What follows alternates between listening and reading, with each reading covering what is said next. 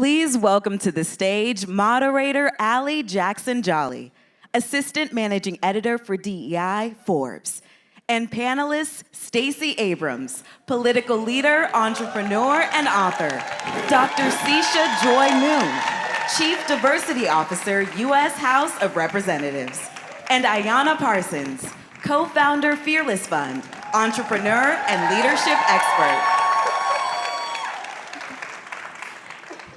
Well, do I not have the best job in the entire world? Look who I'm sitting up here with. And you know, we had quite a year, 2023 and bleeding into 2024, with the attacks on DEI. I don't know about you, when I look at these powerhouses up here, I feel a little scared for anyone who's trying to take DEI away, but let's just get right into it because I know these 25 minutes are gonna go so fast. Stacey, so in 2018 and again in 2020, you taught the world the power of the Black woman. You taught a generation of young girls the power that they had, specifically around the government and the power in ballot selection. Now you're taking on DEI and these attacks on DEI. Are there any synergies? Are there any of the same strategies that you used in flipping your state that you would be able to use in pushing back against the attacks on DEI? Thank you. It's all the same thing. The work that we did leading into 2018 was about making certain that people understood their space. The work we did in 2020 was about reclaiming our government and making certain that our government was responsive. DEI is not this reductive narrative that they like to pretend was born in a laboratory in 2022. DEI describes 240 plus years of movement building, whether we're talking about Reconstruction, civil rights, the LGBTQIA fight, women's rights, abortion rights, labor rights. If we have had to expand our notion of diversity, if we have had to correct for access to equity, if we have had to demand inclusion, it is DEI. And so for me, this is a through line. There's nothing new about the work. We're just using different letters to describe it. Because DEI is about how we guarantee access to the American dream for all. Diversity is all people. Equity is fair opportunity. Inclusion means a pathway to the American dream. There are three ways to get there: education, what you know; the economy, what you do; and election, who's in charge of making sure you can have the rest of what you need. And if we do not have access, if we do not have diversity in our process, and if we do not have inclusion for all, then we do not have a real opportunity for the American dream. And so for me, the strategies, the tactics, the intentionality has been consistent. I've been doing the same thing for as long as I've been allowed to do stuff. And that is trying to demand that we have full participation in a nation that I am proud to be a part of, but that I will hold to the highest ideal possible, because that's my responsibility as a citizen.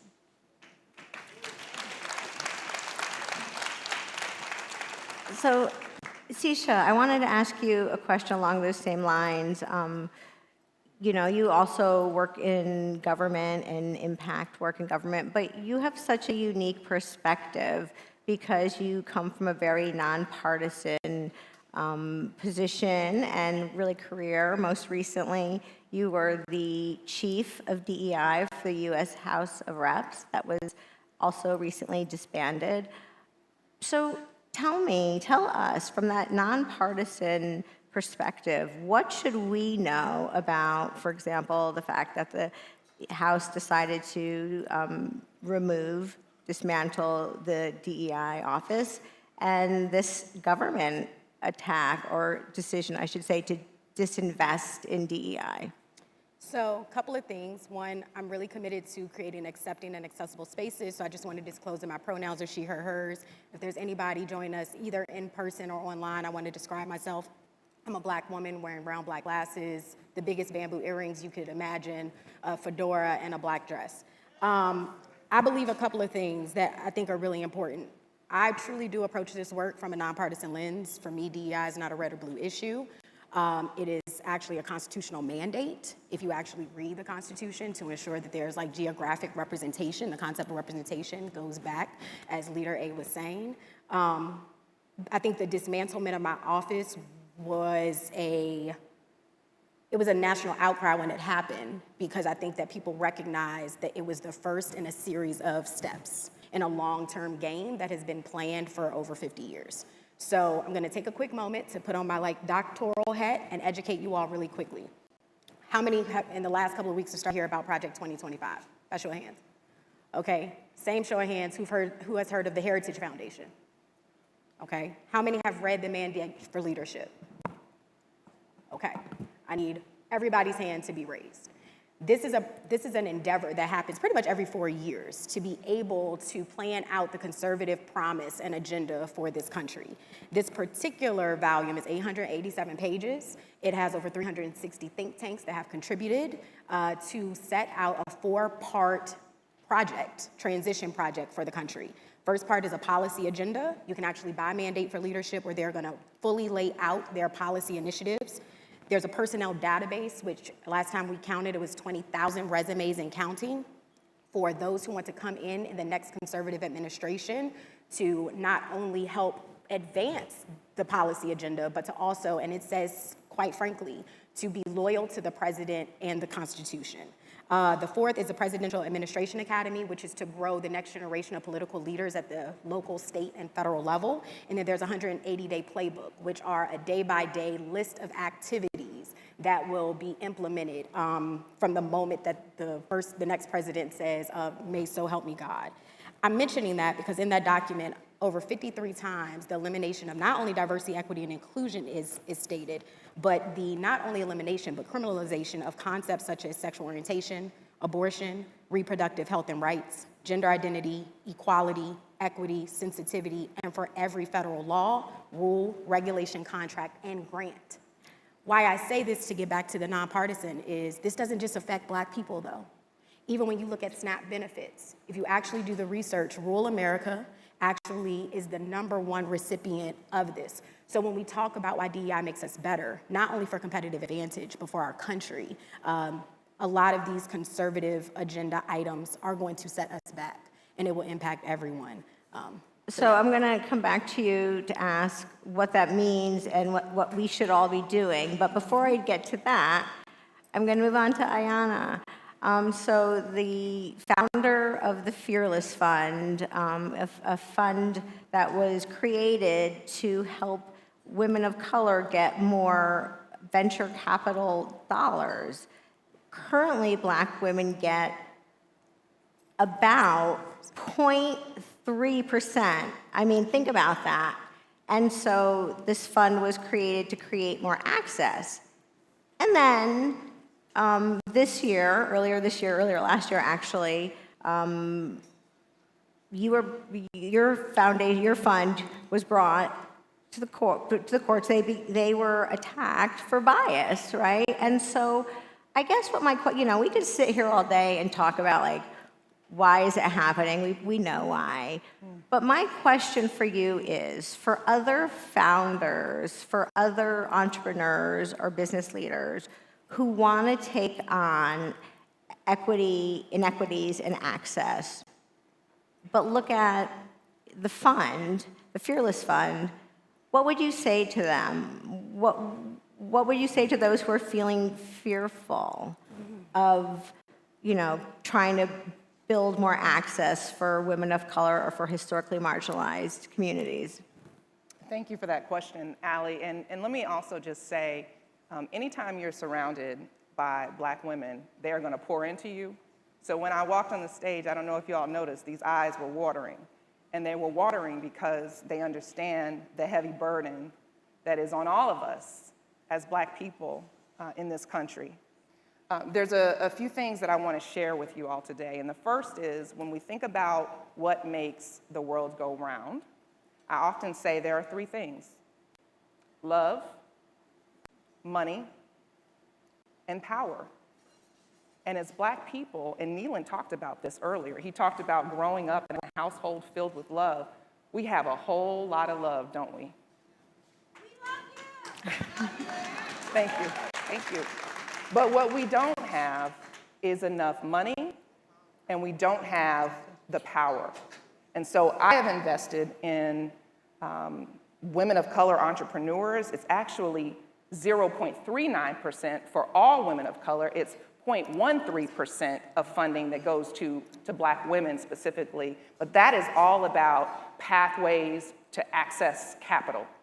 But the power piece, what many people don't know, in addition to co-founding Fearless Fund, is I spent my entire corporate career trying to put people that look like us, that have been marginalized, underrepresented, and overlooked in the highest levels of leadership. What does that mean? On boards of public companies, in CEO roles, so that they can continue to drive inclusive environments, inclusive business, inclusive capitalism. So what I would say to you all is, going back to your question, Allie, being fearless does not mean that you are fearful.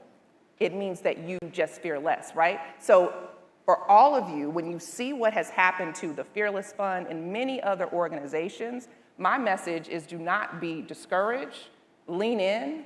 For those of you that are entrepreneurs, what does it mean? We got to bootstrap.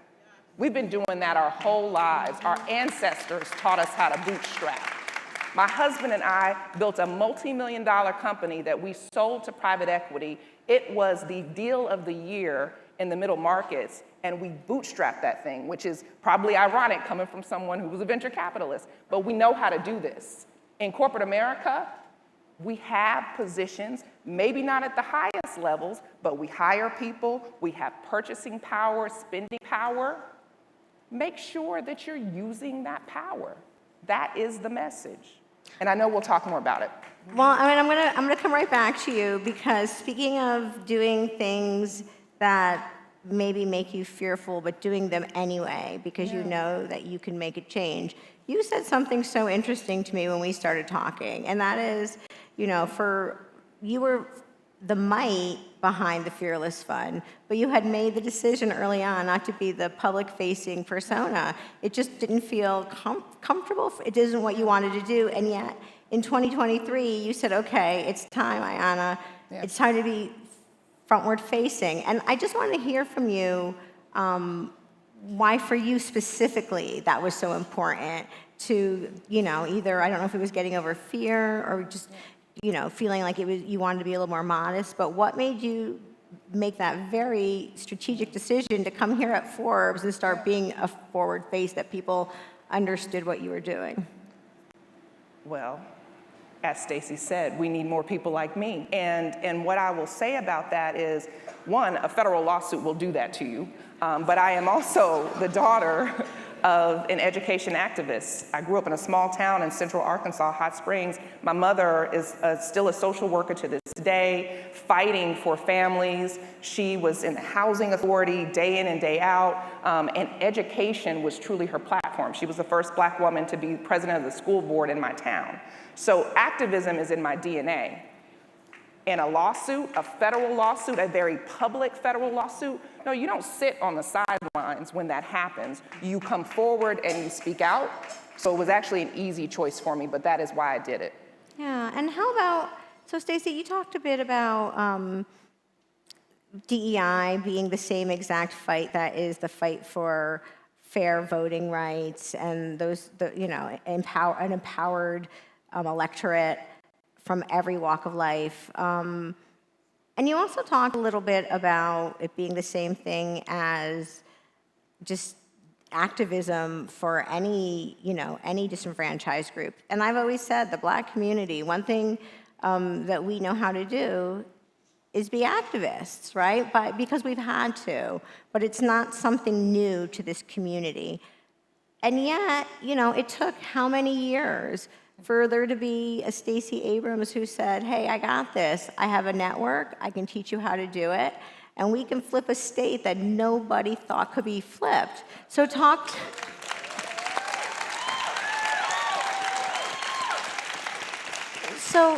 to me about why, when I know that we are a very active community that knows how to be activists, why did it take so many years to do this. And I ask because I want to make sure this community knows how to replicate it so that we can all do that. So Sisha was thoughtful enough to introduce herself in multiple ways because she recognizes the complexity and the diversity of our communities. Ayanna said that she could not be in the background even any longer, but she was always present because she was always investing, even if she wasn't going to be the face. Part of our capacity is to recognize what tools do we have. Something you said earlier, you said, we know why this is happening. We know what's happening. We don't necessarily know why. And often we go from the problem to the solution. If we don't understand the why of it, that's when we lose. I wasn't the first person to notice Black people weren't registered to vote in Georgia. It was a known fact. It was even known how many. We knew how many people of color weren't registered. The question was, why weren't they registered? And so my approach to work, the approach I think that's common to all of us, is that we don't just ask what, we ask why. Because when you understand the why, then your solution makes a lot more sense. If the why is that people weren't registered because they didn't want to be, okay, that's a personal issue and there's therapy, but it's not a lot you can do about it. But when you recognize that the why was that there was a Secretary of State who was systematically removing people from the rolls, that the ability to register was contravened by a number of practices, and that traditionally communities that do not come from a history of access do not attain that access. And if you were Black in the South, we couldn't register to vote until the mid to late 60s. My parents were grown folks. My older sister was about to be here when registering to vote became a thing. And so if we don't understand the why, and so to Sisha's point, the why of this moment is this. They have an infernal triangle. They are going to delegitimize who we are because who we are is working.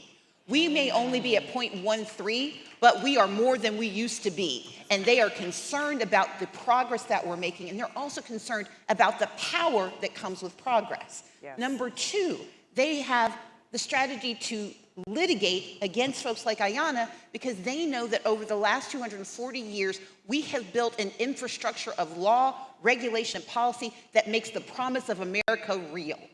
When you have the Minority Business Development Agency become fully federally authorized for the first time in 30 years, of course it's going to be under attack. When 8A set-asides mean that more people of color, more Black people get access to contracts that can build not just a business, but build a community, they're going to attack it because they have a reductive sense that if more of us have something, they have less.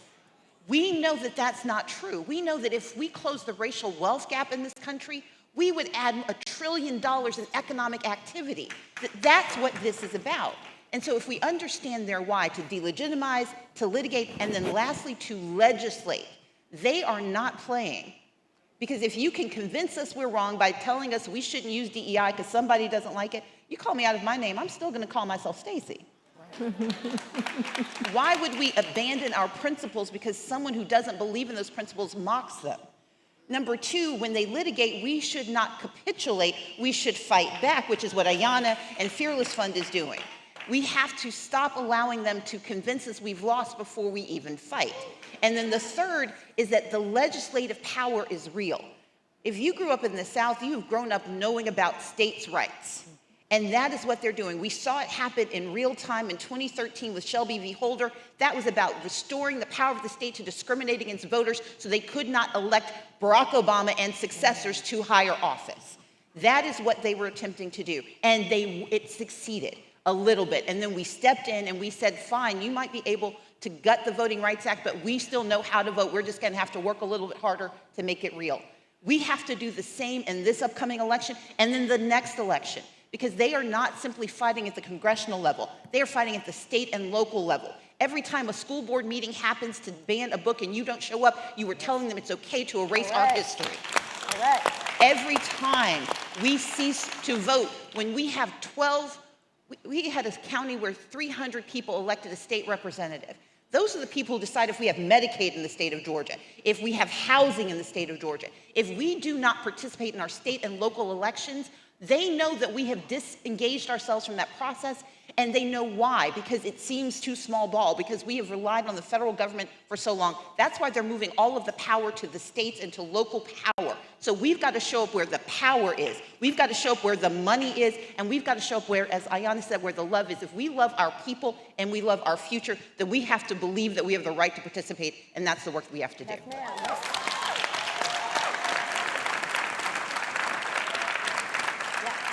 I mean, I feel like we just dropped the mic and we're done, but we have a few more minutes.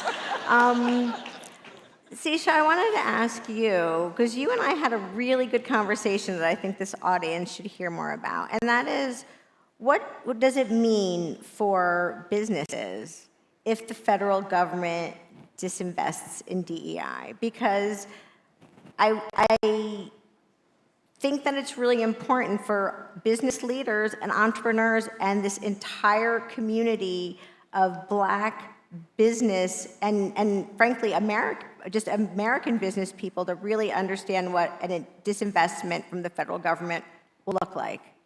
So I think that Leader A using MBDA was a really good example in talking about the why, and the why is because it's working. So I'll give you a prime statistic. 2017, minority business enterprises represented 1/3 of the nationally owned businesses in this country. It helped 9 million employees and generated $1.7 trillion across the national economy. It's working. And so I believe that, I hope for this audience, a couple of things that y'all walk away with. One, yes, fight, but also plan, get proactive. If y'all are not walking away in community with each other, what was the purpose of today?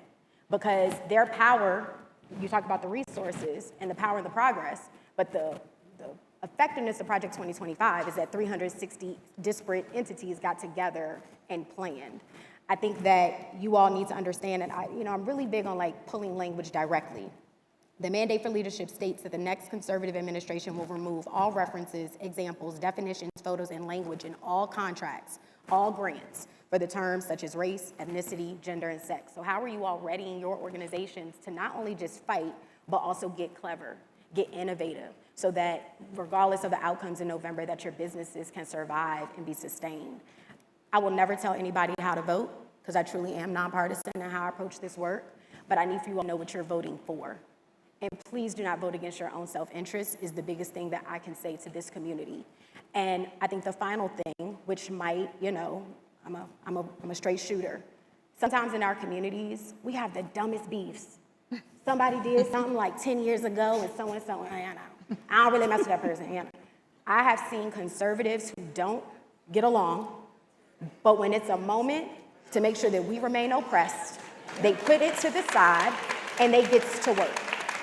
And I know this is about to sound so crazy. I read Project 2025 and I was impressed. Yeah. I was like, damn, y'all good. I really need for us to tap into that same energy, but from a space of love. And I really do. I pray that when you walk away from here that you have gotten at least 10 people's information, and not just their LinkedIn, but how are we about to build and plan and pivot and fight. And above anything, please just go to the polls and vote.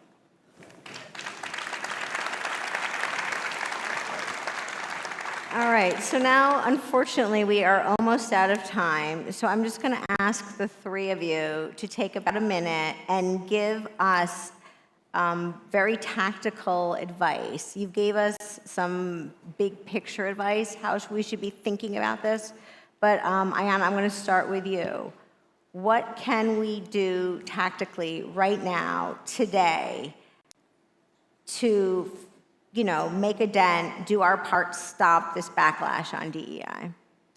Well, if you own a business, if you work for an employer and you have a team, continue to hire, advance, promote, develop Black people, pour into them, because the representation matters, and that is why I've been so intentional throughout the 30 years that I've been working to occupy spaces where there's people that don't look like me. I am usually the only Black person in the room. That's not okay, that needs to change, but I've done it to be able to start to drive some change. So aspire to be the absolute best that you can be and to have as much power, because power used for positive good transforms communities, it transforms nations, and you all are the leaders. So when you look around and you're looking for leadership, it is you. And now is the time. So that is my very specific advice to everyone in this room. I feel really encouraged in this time. Like, I feel like some people think that our discipline is like going down in flames, but I feel like it's on fire right now. I see so much opportunity right now. Like, when oppressive systems try to clamp down on you, it's because really you're making progress. And so above anything, one, I would say stay encouraged. I think that what Ayanna was saying was back there, we knew we were gonna come out here and talk about Black justice, but I need for us all to hold space for Black joy. Yes. Take care of yourselves. This is hard times. And I think that probably the third might be don't say DEI so much. Say diversity, equity, and inclusion. Because when you break down all three concepts, the business case kind of proves itself. But this DEI, it's been kind of like hijacked in a way that then people feel like it's so vague that I can like kind of like fight against you. But also don't waver from it. I see a lot of people right now trying to ease out and renaming things. I don't know, the Office of Opportunity. No, diversity, equity, and inclusion. So You know what, I'm gonna say, I wanna give you, don't worry, you're gonna get a full minute, but I'm gonna say to you really quickly that I, on this stage, commit that when I am on the Forbes platform, I'm gonna say diversity, equity, or inclusion, whichever I mean, and maybe together, but I'm gonna get rid of the alphabet. So I'm actually going to say don't do that. It's like giving somebody your full name and telling them the nickname you go by. correct. Because if we lose the nickname, they win that narrative. It's the people who said they hated Obamacare but loved the ACA. Okay? Yeah. So we have to recognize that people use shorthand. That's why we have nicknames. We all have cousins who have the exact same name or completely different people. And so I would say, I think Shisha is absolutely right, as are you, Ali. We need to use the full term to anchor it, give people your full Correct. government name, and then give them your nickname. But don't walk away from the nickname because you give them the power to then manipulate and demonize the nickname. And if that's the only way people know you, you are ceding the ground to them. Because the first call to action is we have to stand firm. It is what Ayanna said. We have to stand firm and hold our businesses accountable, hold ourselves accountable. Are we actively living in DEI every day? Are we doing what we should? Are we telling our businesses that they have to make the same case to dismantle DEI that they make in order to sustain it? Because if they interrogate themselves, they make more money with DEI than they do without it, and so hold them accountable. Yes. So first, we have to stand firm. Two, we have to speak up, and this is what Shisha was saying. We've got to tell our stories. We are winning. They have an echo chamber and we have a vacuum because they tell a lie 1,000 times until it sounds like the truth. We tell the truth one time, and when nobody claps, we stop talking. We've got to tell our truth over and over and over again. And lastly, to connect all of us, we have to stay connected. You've seen us, you see our information. There are organizations doing this work: Black Economic Alliance, Color of Change, Fearless Fund, Hello Alice. There are groups that are doing this work. Find them, volunteer to them. If you don't have the time, give them money, because I know you had enough money to be here, so you've got enough money to give them something. Yeah. Invest in our future, because we are winning, but we cannot win if we give up. Ali, can I love say this. one thing? I know we're over time. I just want to leave y'all with, no, I really think y'all need to hear this. Part of this strategy, I really need for y'all to hear this, because we talk about the definitions of diversity, equity, and inclusion. The conservative campaign describes diversity as putting identity above merit and rewarding and punishing individuals based on a hierarchy of oppressor versus oppressed. Equity, treating all inequality as illegitimate and forcing group equalization through the quality of outcomes, and inclusion as restricting the range of opposing discourse to exclude white Christian conservative men. This approach was advanced by 3 lines. First narrative, this line utilizes both social and mass media to share stories to inspire an emotional response through public discourse and debate to help eliminate DEI. That was step 1. Step 2, policy line, leveraging the manipulated narrative from the first line as a source of permission and persuasion to then advance popular reforms against DEI, making a 70-30 split in public support for the elimination of the discipline. And right now where the conservative movement is in the action line. Combine line 1 and 2 in order to, and I quote, change the rules of the game to advance the elimination of DEI and all initiatives related to it. Dr. Moon, can I just bring it home? This is the professor, this is the doctor. Yeah. Just remember this, the weaponization of DEI, they have perverted the narrative, and they say that DEI stands for didn't earn it. Correct. So when I said go be the best, Correct. I don't mean go be the best Black person. I mean go be the best. Correct. And show them we earn every single thing that we have. All right, now we are out of time. Sorry.